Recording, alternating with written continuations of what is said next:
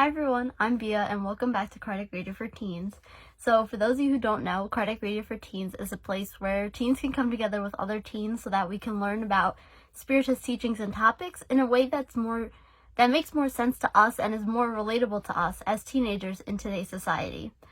I hope everyone is staying safe and social distancing themselves, and I know it gets super boring to stay home and you want to see your friends, but it's really important that we stay inside and that we do the social distancing so that the world can get better, right? So that we can overcome this virus that's happening right now.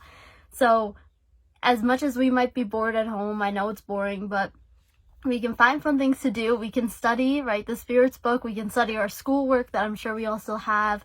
We can video chat our friends, so at least we still get to see them, and so much more. So just this small act of staying home really makes a big difference.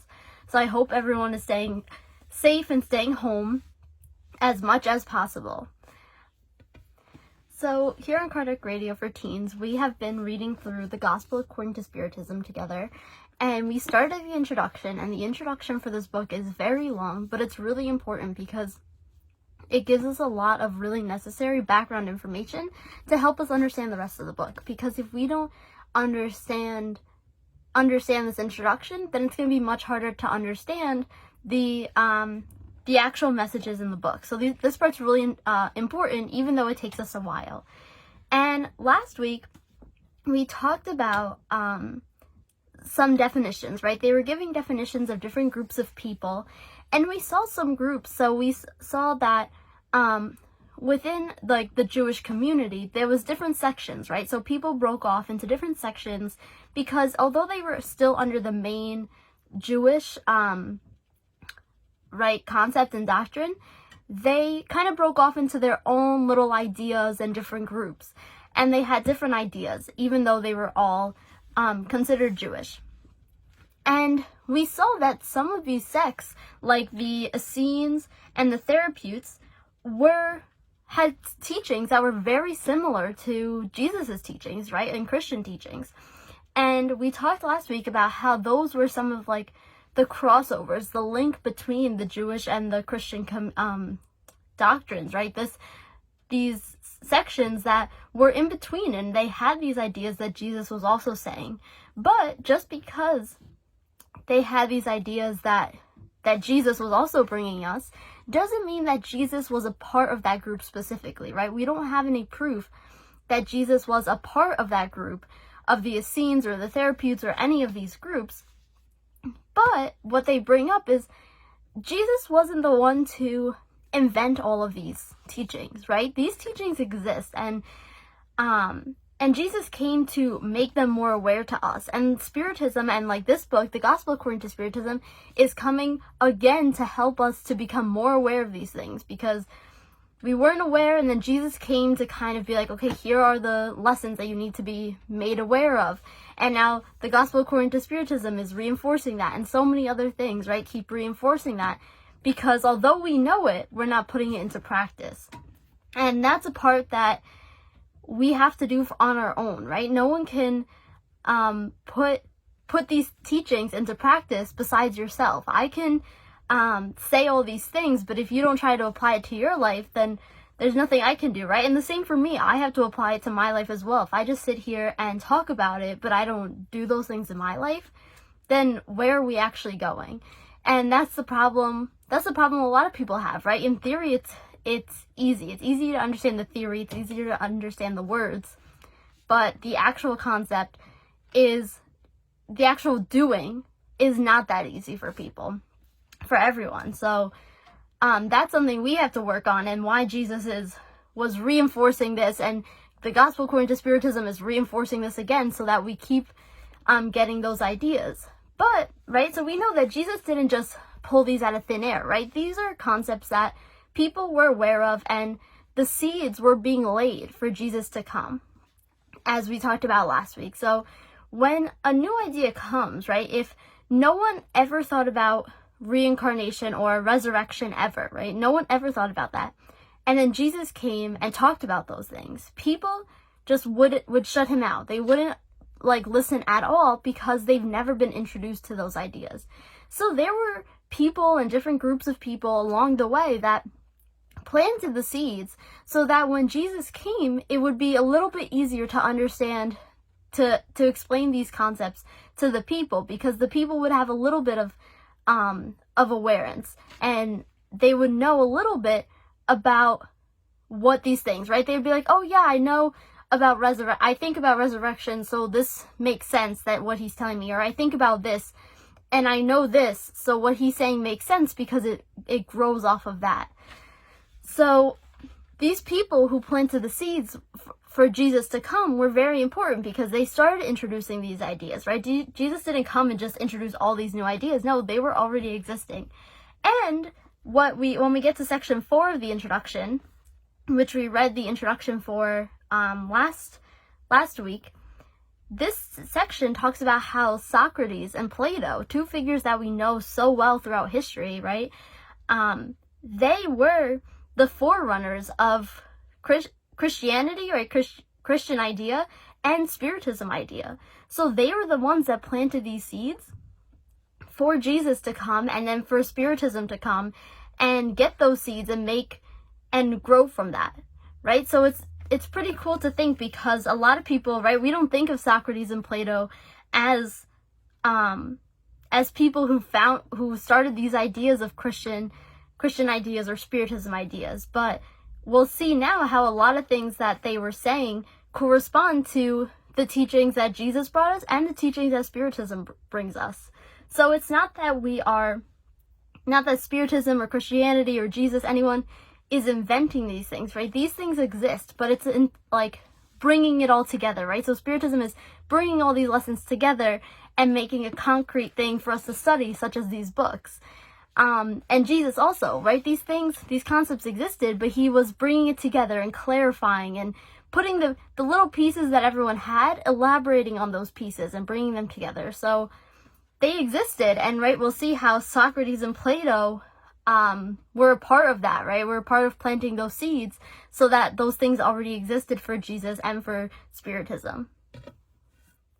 So before we get into specifically some of the teachings of Socrates and Plato, first let's talk about who they were, right? So, or what similarities they have to Jesus. So the first thing they mention is Socrates wrote nothing down, just like Jesus wrote nothing down, right? So the Bible and all the messages that we have from Jesus were written by his disciples, right? So the disciples wrote down what Jesus was saying, but Jesus never directly wrote down his teachings. And the same thing with Socrates. Socrates never directly wrote down his teachings, but his one disciple, we can say, Plato, was the one that wrote down all his teachings.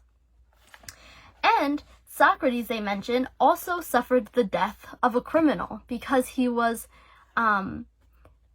persecuted because of his beliefs, right? These beliefs that he was introducing to, like, these seeds that he was planting, people went against that, just like people went against the teachings that Jesus were trying to bring, right? We talked about the Pharisees that were against Jesus and Jesus's teachings because they wanted power, right? They didn't want this guy to come take all their power and preach all of these things, right? They wanted to have that power and that control over the people.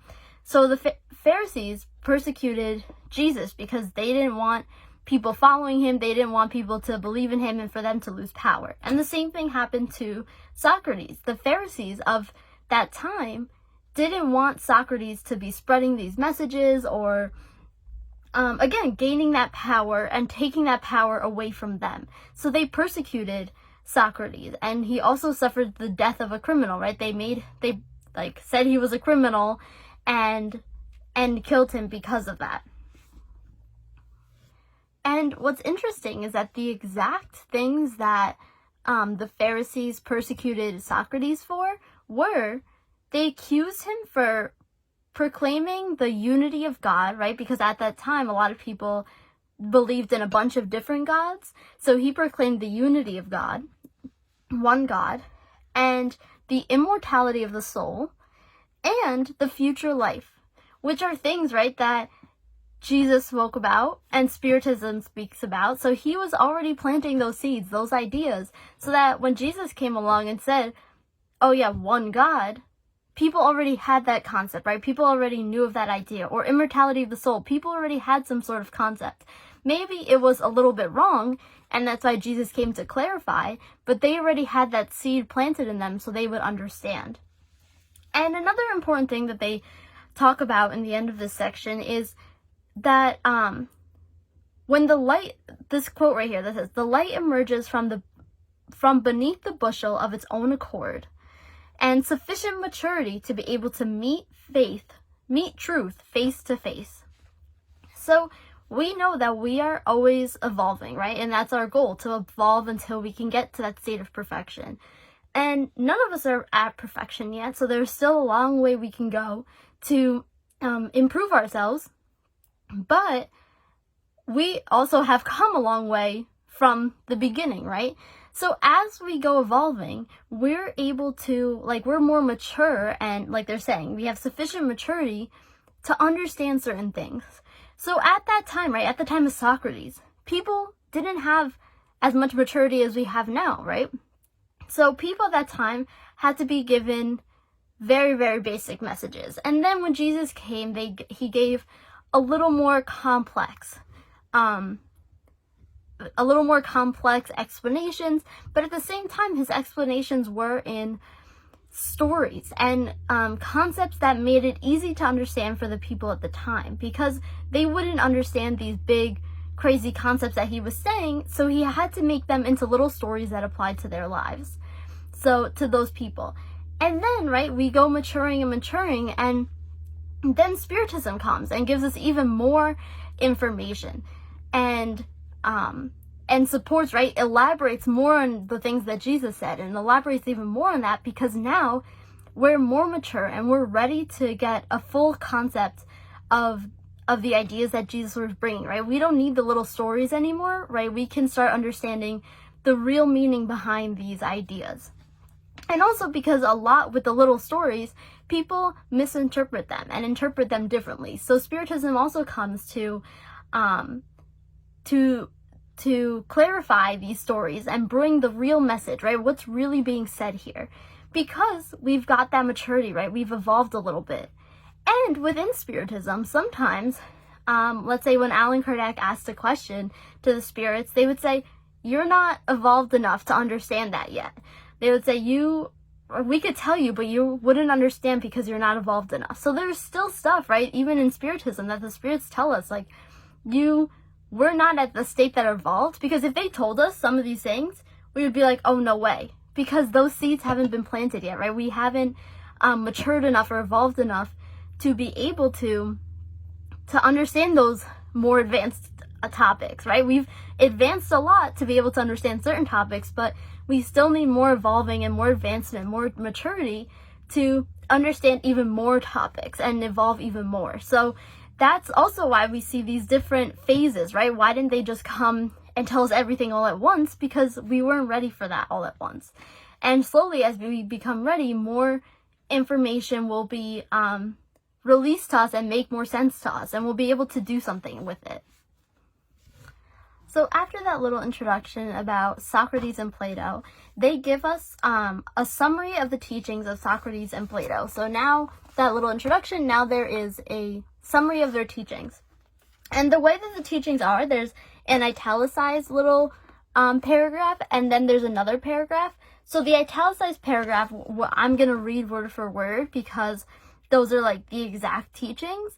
And then the other paragraphs in between are paragraphs that are explaining further these ideas. So these might be more complicated words, the italicized, and then the normal words are explaining how this relates to Jesus' teaching, how this relates to Spiritism, and what we can make of that teaching. So the first teaching is, man is an incarnate soul.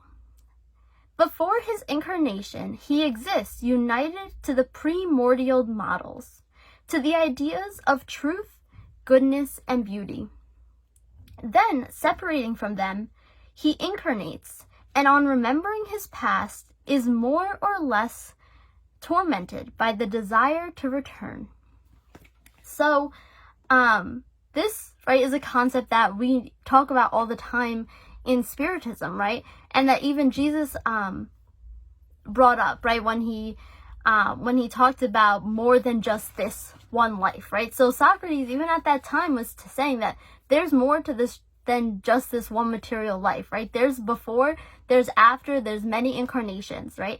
So he's saying that before, right? So before, we're in the state of the truth and goodness and beauty, right? So we have this knowledge. But then when we incarnate, so let's say we come to the earth, then when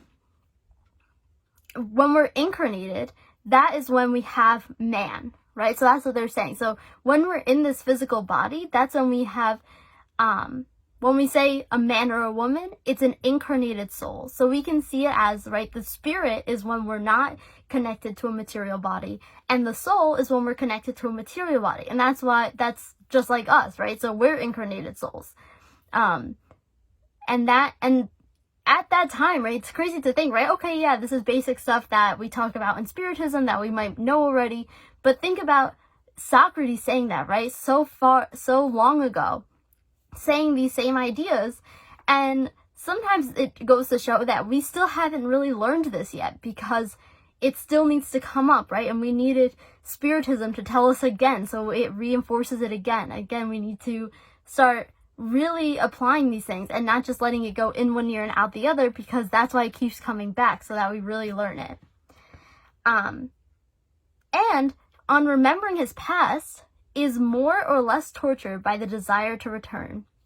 So, right, so we know when we get to the spirit world, after this incarnation, we're going to remember all of our past. We're going to remember those past lives, and we're going to remember everything that we've done, all the mistakes that we've made, because we need to learn from those and we need to fix those mistakes. So right now we don't remember them to help us get through these things, because if we remembered it, we might just be overwhelmed. We might be depressed to even do anything.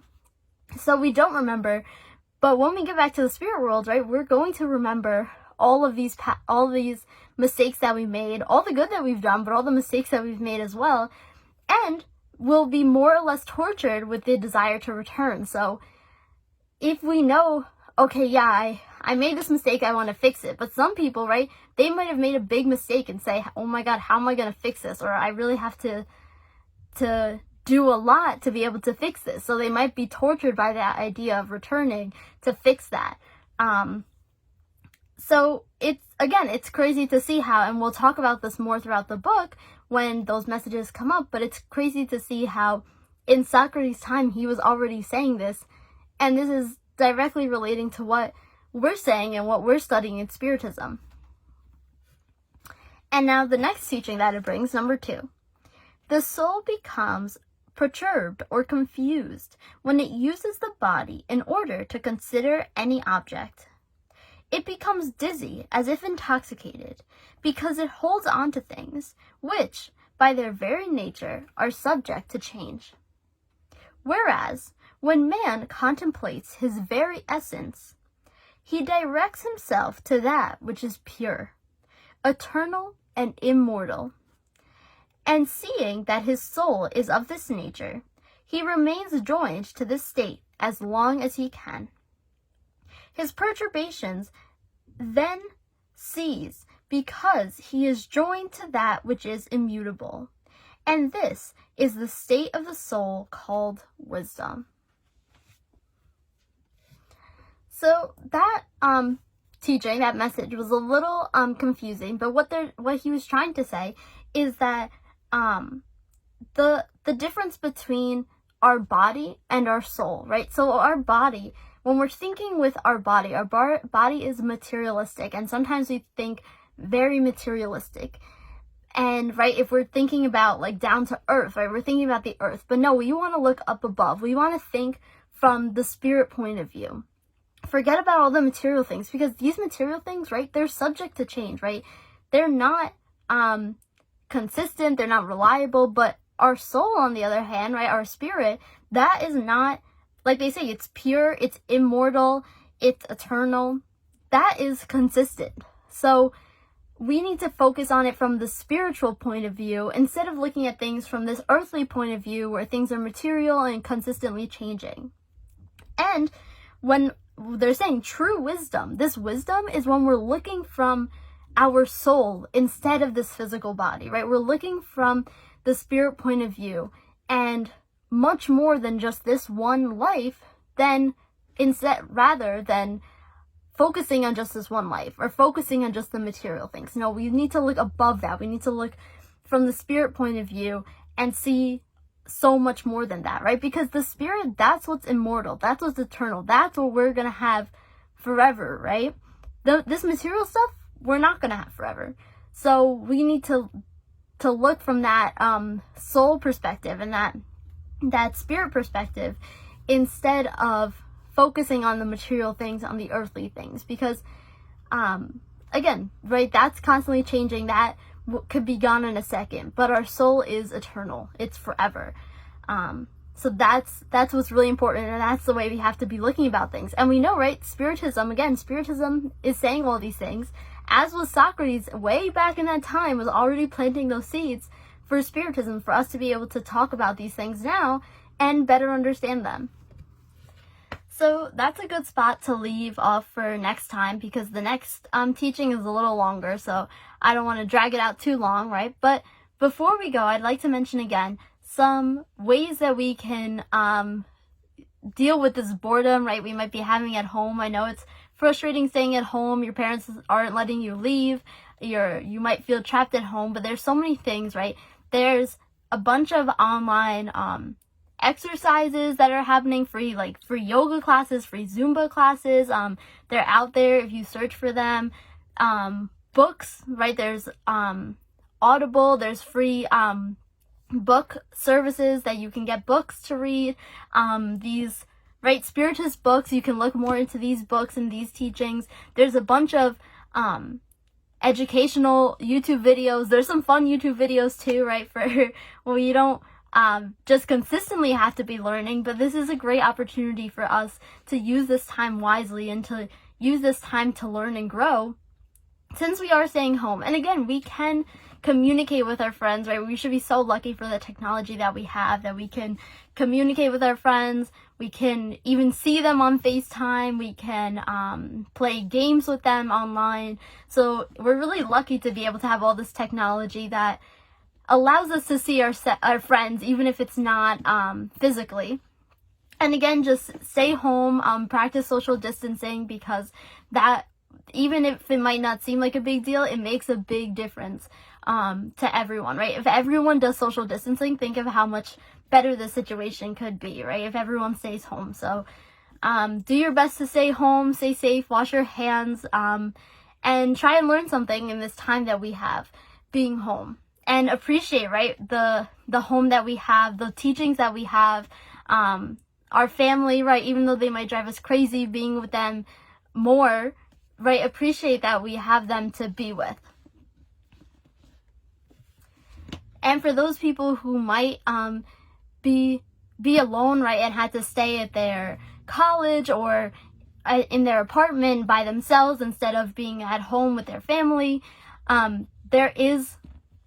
this is also, right, a great opportunity to turn to these books for consolation, turn to them for teachings. And also, again, we have technology. So even if you're by yourself in your apartment, you can FaceTime friends, you can call friends. There are people out there, right? Just because we have to be physically separated doesn't mean that we are truly separated from one another, because we still have amazing ways to communicate. So even if you feel like you're alone at home, even if you have other people living with you or not, we can also communicate and help one another remotely, right? So it is a great way that we can also communicate and come together as a community, just in a little different way.